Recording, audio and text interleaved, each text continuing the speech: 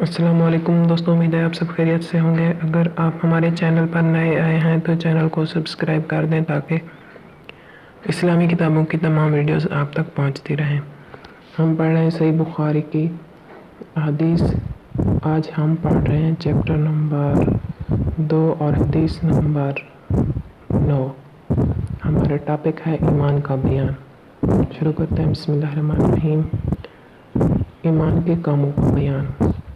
اور اللہ پاک کے اس فرمان کی تشریح کے نیکی یہی نہیں ہے کہ تم منہ پورب یا پچھم کی طرف کر لو، بلکہ اصلی نیکی تو اس انسان کی ہے جو اللہ کی ذات و صفات پر یقین رکھے اور قیامت کو برحق مانے اور فرشتوں کے وجود پر ایمان لائے اور آسمان سے نازل ہونے والی کتاب کو سچا تسلیم کرے اور حق جس قدر نبی رسول دنیا میں تشریف لائے ان پر ایمان لے آئے، اور وہ شخص مال دیتا ہو اللہ کی محبت میں اپنے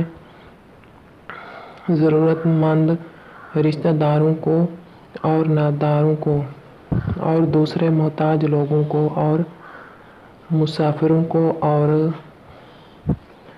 اللہ کی راہ میں جہاد کرنے والوں کو اور غلاموں کو چھڑانے میں اور نماز کی پابندی کرتا ہو اور زکوٰۃ ادا کرتا ہو اور اپنے وعدوں کو پورا کرنے والے جب وہ کسی امر کی بابت وعدہ کریں، اور وہ لوگ صبر و شکر کرنے والے ہیں تنگ دستی میں اور بیماری میں اور معرکہ میں۔ یہی لوگ وہ ہیں جن کو سچا مومن کہا جا سکتا ہے، اور یہی لوگ در حقیقت پرہیزگار ہیں۔ ایمان والے کامیاب ہو گئے جو اپنی نمازوں میں خشوع و خضوع کرنے والے ہیں اور جو لغو باتوں سے برکنار رہنے والے ہیں، اور وہ جو زکوٰۃ سے پاکیزگی حاصل کرنے والے ہیں اور جو اپنی شرمگاہوں کی حفاظت کرنے والے ہیں، سوائے اپنی بیویوں اور لونڈیوں سے، کیونکہ ان کے ساتھ صحبت کرنے میں ان پر کوئی الزام نہیں۔ ہاں، جو ان کے علاوہ بالمچ زنی وغیرہ سے شہوت رانی کریں،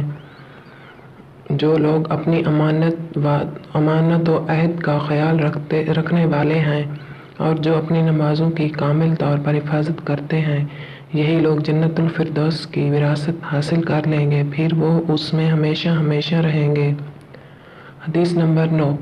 ہم سے بیان کیا عبداللہ بن محمد جعفی نے، انہوں نے کہا ہم سے بیان کیا ابو عامر عقدی نے، انہوں نے کہا ہم سے بیان کیا سلیمان بن بلال نے، انہوں نے عبداللہ دینار سے، انہوں نے روایت کیا ابو صالح سے، ان سے نقل فرمایا جناب نبی کریم صلی اللہ علیہ وسلم سے، آپ صلی اللہ علیہ وسلم نے فرمایا کہ 60 سے کچھ اوپر شاخیں ہیں، اور حیا شرم ایمان کی ایک شاخ ہے۔ آج کی ہماری یہ ویڈیو یہاں پر ختم ہوتی ہے۔ ہم اپنے اگلے ویڈیو کے ساتھ آپ کی خدمت میں حاضر ہوں گے۔ اللہ حافظ۔